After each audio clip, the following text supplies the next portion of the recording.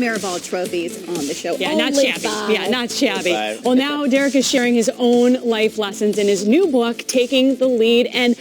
And first of all, I love seeing you. I'm so bummed out that I didn't get to see the tour that you and Julianne just put on because I was dying to get there and bring my little girl. Yeah, you know what? It was a massive success. It was great. And which means there'll be another one then, right? Possibly, yeah. But yeah, it was great. It was sellout, and just the energy of the audience was incredible. That connection with them, and you know, it was one of those things. We kind of were going back to what we love and what why we started what we did, and that's performing. That sort of live connection, and that's kind of like what the book is as well. It's just an extension of that, connection with an audience, and that's why I wanted to write it. In another way. Yeah. Y'all are so cute. We had you on right before the tour launched. There's cute black and white pictures and the video of y'all. How do you get that close? Like, I'm thinking of my 3 kids. You call her Jules. You and Julian, you're so close. I actually write about it in the book, and talking about our adventures in London. Moving there at a young age, and I had to really take care of her and be her big brother. And I think we became sort of not just siblings, but kind of partners and a team.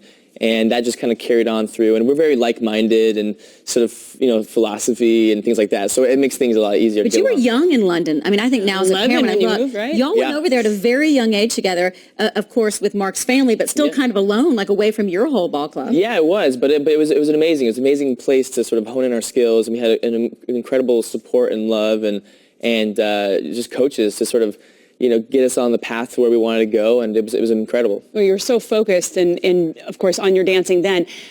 Getting to know you over the many seasons we worked together on Dancing with the Stars, I felt like I knew so much about you, about your background, your family, knowing your family personally, not just Julianne, but your mom and your sisters that would come to watch. But yet, in reading this book, I think the most shocking thing, because you're very revealing in the book, the most shocking thing was reading about you being strung up by your feet, hanging upside down by these bullies who lived down the block, and you were just 6 years old. How did you turn an experience like that into this incredible confidence that you exude every time you're in the floor and in person?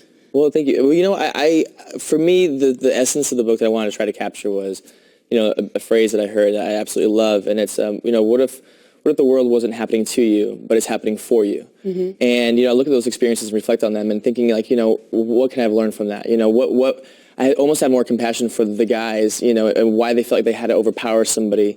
And also not just young kids, but adults as well. Right. Why does somebody feel like they have to overpower somebody and bully them and put them down?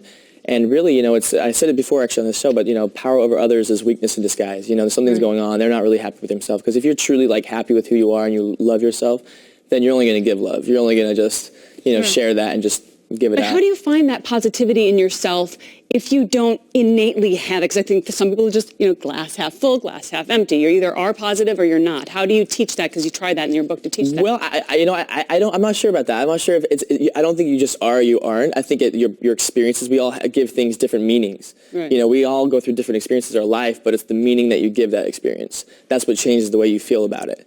And that's what I wanted, when I talk about sort of my failures or my upsets or my heartbreaks, you look at it and go, okay, well, what meaning do I want to give that? Can I go, oh, I'm the victim, or this happened to me, or I'm never going to win again, or this is, or I'm going to go, okay, is this, an opportunity for me to grow and to actually, figure things out and to grow as a person and to enrich my life.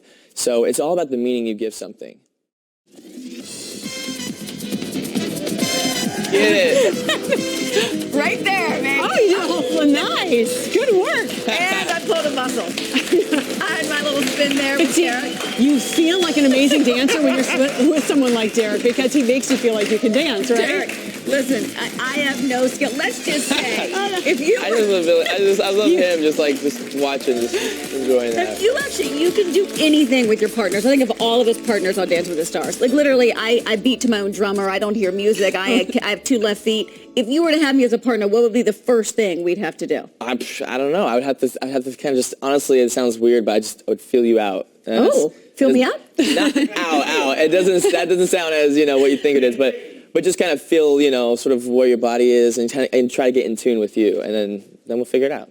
See, and that's why he has 1 Emmy nomination and another one now. Or congratulations. Emmy win and another nomination just now. Yeah, thank you. Yeah, we actually had the Emmy nomination ceremony last night. Was it fun? It was so great, with all the other choreographers and my peer group, and just amazing. I'm such huge fans of just... Yeah, who'd you see? Give me that. Well, everybody, just all my fellow, nominees, and And it was sort of like the choreographers, and we're really trying to start our own peer group within the Emmy Academy, and it was awesome. It was great. I loved it. It's so much fun.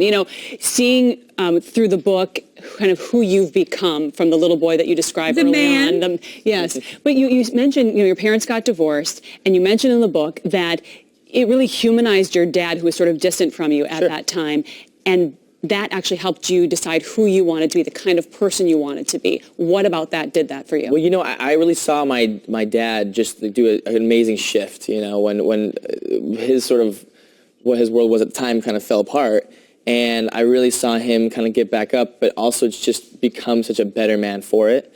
And that was just an amazing lesson for me to see that sort of, through that adversity and heartbreak, him come out the other end, becoming this incredible, incredible man and an incredible role model for me, to sort of look up to.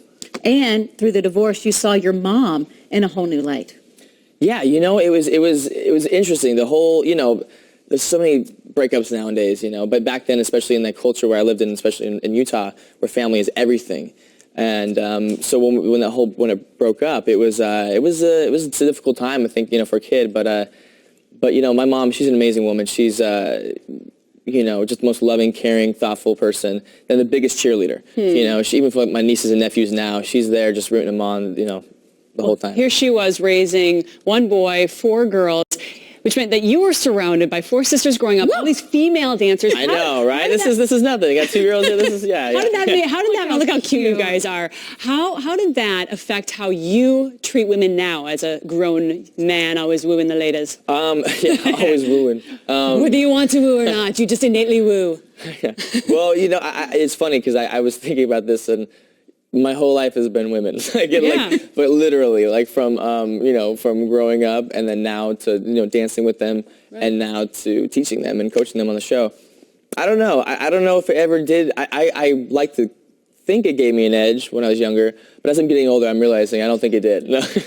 You're still from Mars or Venus or whatever that thing is. Yeah. All the eavesdropping. But no, but I will say though, there's an immense amount of respect though for women in general. I think one of the stars of the book you talk about a lot was Shirley Ballas, Yeah. Mark Ballas's mom. She's sort of your second mom, and she's guided you so much. And what does she mean to you? She's an incredible woman. She really taught me so much. I mean, not just love and it's just how caring she was, but an incredibly strong work ethic. And really she was a major factor, in our success.